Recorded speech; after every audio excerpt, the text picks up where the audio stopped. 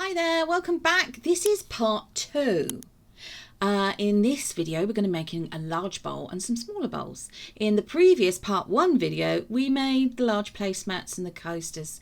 These are the colours, exactly the same colour theme and pigments and resin and so on as per the previous video. Why not have a look in our playlist, go back, check that one out, watch that one first. So Vista pigments are being used, so is some acrylic paint to make this lovely creamish white colour or whitish cream colour.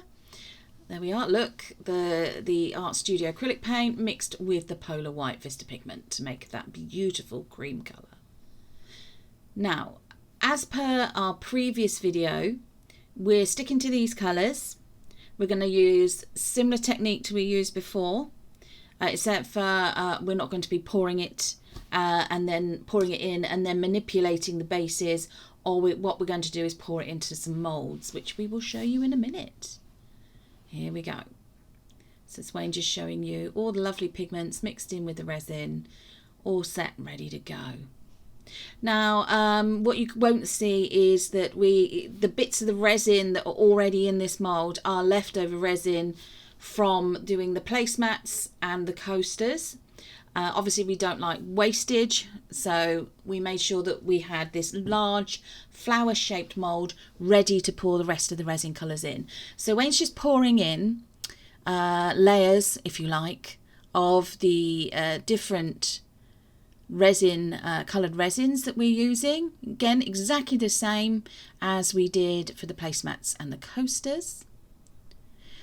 As usual, when you're using resin, make sure you wear your gloves, wear a ventilator mask, respirator mask, and that you work in a well ventilated area. Just protect yourselves at all times. So the mould's quite full at this point. One thing you've got to remember when you make bowls out of these sorts of moulds, which you'll see in a minute, is not to make them too thick. So perhaps only do sort of half the depth of the mould, rather than the full depth of the mould. Now these did take quite a long time to cure. The final curing process part took quite a while. So Wayne's just, as you can see now at the moment, all he's doing is he's taking a little mini stir stick, he's just pushing some of the resin to the edges, and then at this point was just talking to me about what should we do next, because didn't want to leave it like this. So like you would do if you were doing a bloom style coaster, he's just taking that little stick from the outside into the middle. It's a section off some flowers or petals, if you like. And then from the outside in. And then a little swirl in the middle. So what you won't see is he then just gave this a bit of a spritz with some isopropyl alcohol and left it to harden. Now, unfortunately, we don't have any video footage of this. These are the smaller versions of the big mould, done in exactly the same way with the resin. Exactly the same way. And resin being resin, of course, it's going to move around. And this is how these cured. Now, the lovely thing about these is they are all individual. Use exactly the same pigment colours, pigmented resins, but all individual. So what he's done is just, as you can see, it's not solid, this resin. It's 3/4 cured, I reckon. So it's not tacky. You don't have to wear gloves, but of course you can do. And he's just taken it out of the mould carefully, and then he's pressed it into a small bowl, one that resin will not stick to. Now these have got like they're wooden, but they've got like a plasticky type of coating on them. So he's just trying to decide whether or not he's happy with the positioning in the bowl, and then obviously if not, then taking it out, because obviously it's still at the pliable, malleable stage, and then just pushing it in back into the centre of the mould, and then we leave it to cure. And we did leave it to cure for quite a long time. It was a few days. This is the larger mould. It looks beautiful. I love the way resin just moves. You know, it just, you never quite know what it's going to do. Is it going to do what you want it to do, or is it not? One thing I ought to just mention as well is there is a pattern on the other side of this mould. Now, we opted to have the pattern side facing up and the non-pattern side facing outwards or down. There we go. So he's just trying to put this into this mould here. Now, We did think into this bowl even, we did think that perhaps this bowl was a bit small. Oh, yeah, and it's definitely too small. Definitely too small. So I think you're actually going to see him. He's going to swap it out for a much bigger bowl in a moment when he realises, yep, too small, way too small. That's just beautiful. Here we are, much bigger bowl.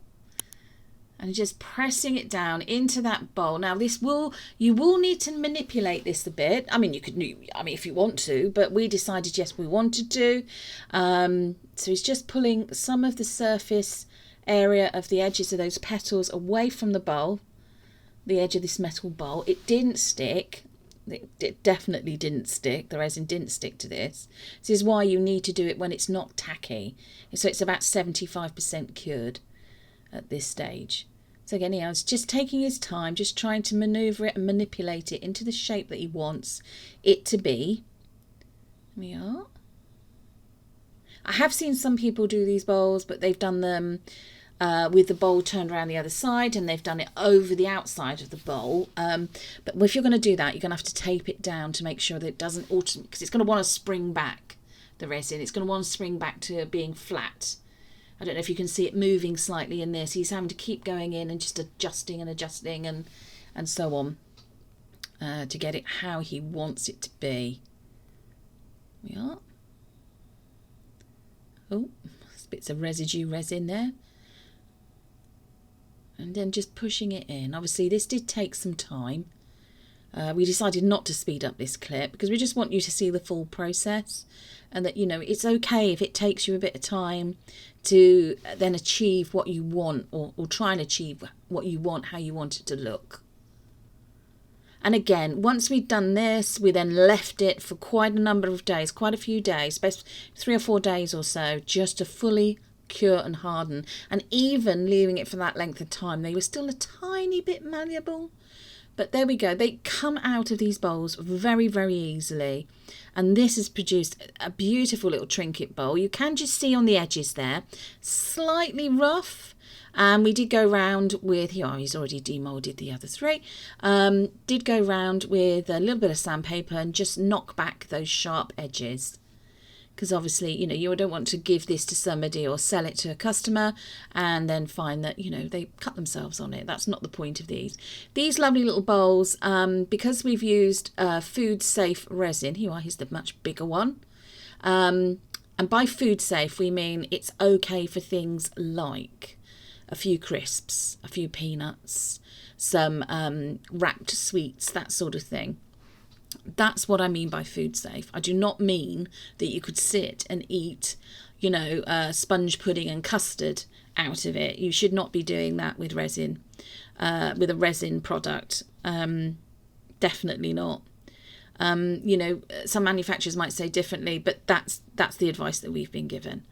So here we go. We've got a little split in that one just there, but we did speak to the person that it was going to be given to, and they were absolutely fine. But again, we went round the edges of this with a little bit of fine sandpaper just to take off the little sharp edges. So what we then decided to do was add some of this beautiful mirror chrome silver effect paint and this is a different make of pen. This is not the usual Deco Art pen. It was used in the previous video as well. I think I actually said the wrong manufacturer. Apologies for that. But, you know, everything that we use, as I've said before, will be listed in the description box with any links and codes if we have any codes for you. There we go. So it goes on really well. The camera's not picking it up to show off its real beautiful mirror shine effect. It's not doing itself 100% justice here, but you'll see that in the end shots just how beautiful it does actually look. Yeah, so Wayne went over first of all with one coat, and then he did go back and just top up the first coat, cover in, find any little bits, areas that he'd missed, just to make sure that everything was all completely covered.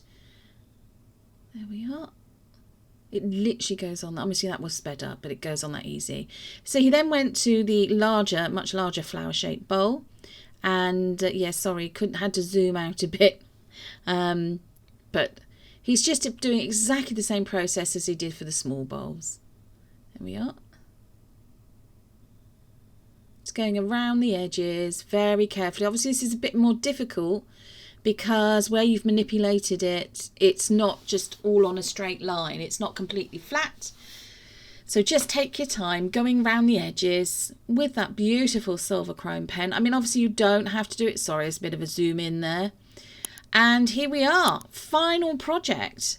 This is that beautiful big bowl. Look at the way the colours have mixed, and I mean, some people who've seen this have said it looks a bit like marble. Some people have said it looks like a planet. Some people have likened it to, you know, semi-precious gemstones like agates and crystal formations. I mean, you see what you see. I'm just really pleased with the outcome of these projects, and the fact that the person whose present it was over the moon. I'm so happy with them. There we go. Here's these beautiful bowls. See that mirror shine with that beautiful silver chrome pen. Yeah. And then the final shot here with the large bowl and the 4 smaller bowls with them. Thank you ever so much for tuning in, watching, liking, sharing and subscribing. Don't forget, you can always pop back and look at video 1 in our playlist. Take care everyone. Bye bye.